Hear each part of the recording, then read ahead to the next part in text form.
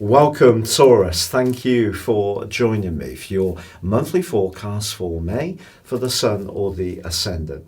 If you've yet to subscribe to my channel, I'd be honoured if you did so now.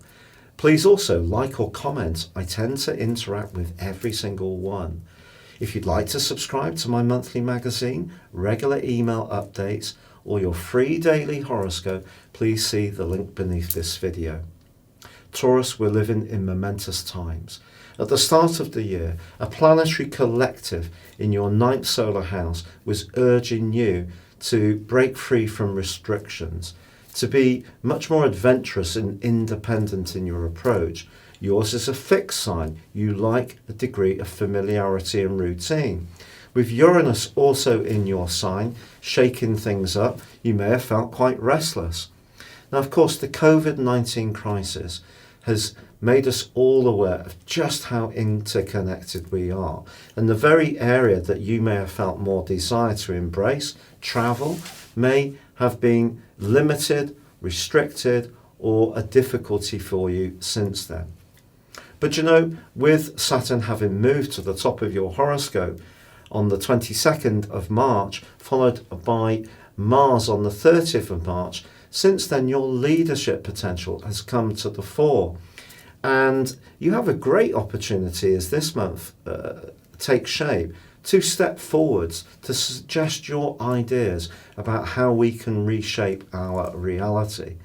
Your down-to-earth, wise approach can be really helpful in all sorts of situations.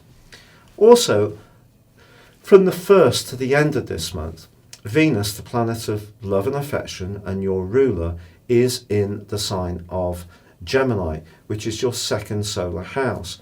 That's joined on the 5th by the North Node, the point of destiny, which is a notional point, and it's going to move into Gemini on the 5th for 18 months. This can be very good for you generally to restore the vitality to that sense of security that's taken a dent from these rather momentous events. Now, from the 1st to the end of the month, Venus is forging a right angle with Neptune. Now, Neptune's in your sector of friendships, group interaction and sociability. If we are able to mix and mingle a little bit by this part of the year, I think it's much more likely to come to the fore as this month goes on.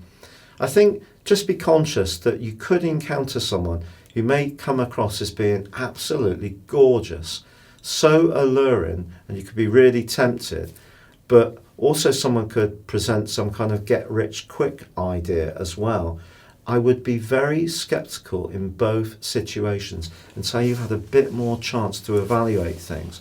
Your shrewdness comes from your Earth rulership, and that is you want to know what the bottom line is in any situation.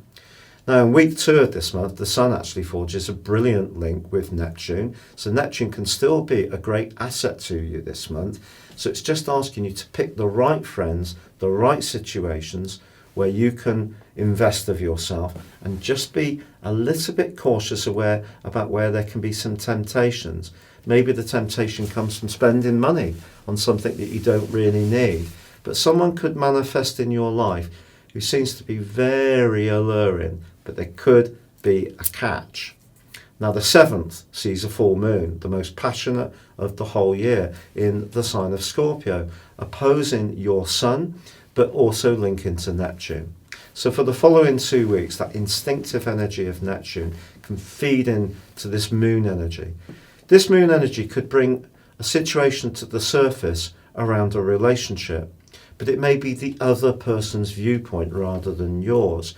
If you're focusing very hard and intently on what you need to do for you, don't take your eye off the ball about those closest to you. Someone could surprise you by how they're feeling.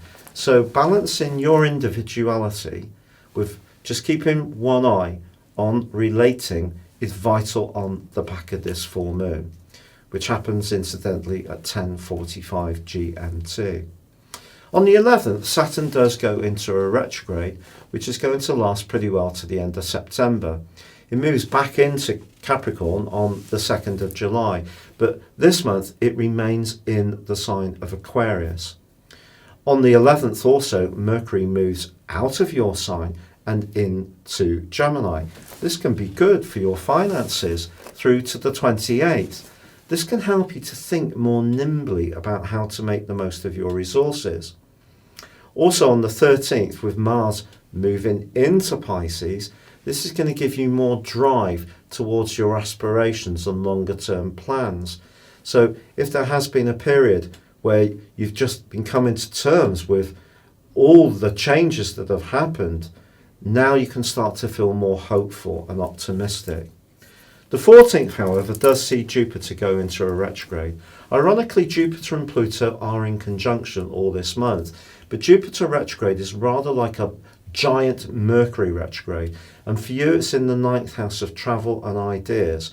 So I think we're still going to see some general restrictions in that area, but I think they are going to be easing on a bit more of a localized basis.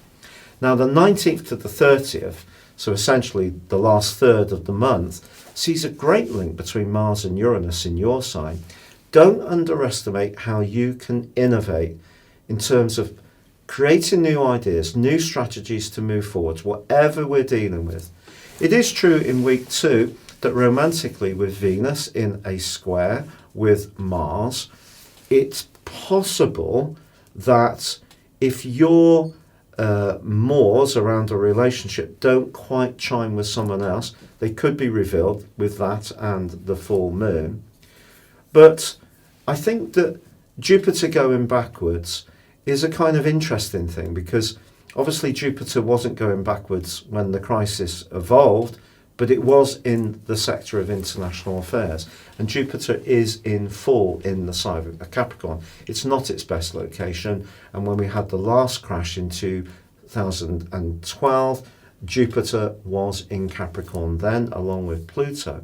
So we have to be realistic about this impact on longer term travel, overseas interactions, investments and so on. But from the 21st, when the Sun moves into the sign of Gemini, but goes alongside Mercury and Venus, this can be a point when some good news comes in for you as far as your finances, even though Venus has headed into a retrograde from the 13th.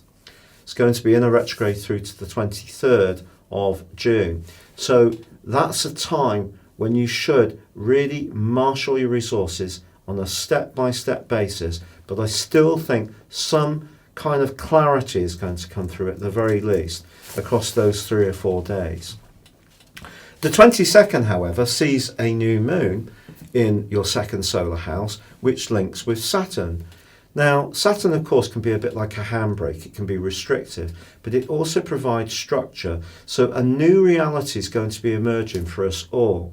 Also on the 29th, Mercury moves up a gear. It gets quicker as it moves into Cancer. Not its best natural location, I must be honest, but for you it's good. It is true that Mars and the Sun get into a bit of a dust-up in the last 3 days of this month, but also from the 11th through to the 16th, there's a wonderful opportunity to transform your situation. So your individual ideas, the discussions you have, are going to feed into this last stage of the month. And I do think you're going to start to feel more settled, more aware of what the reality is.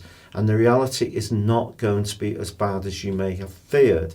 There can also be a lot more communication developing. And I think we're going to have the ability to move around much more in our localities, even if longer term travel still may be quite strictly monitored or perhaps restricted. Taurus, this is extraordinary times.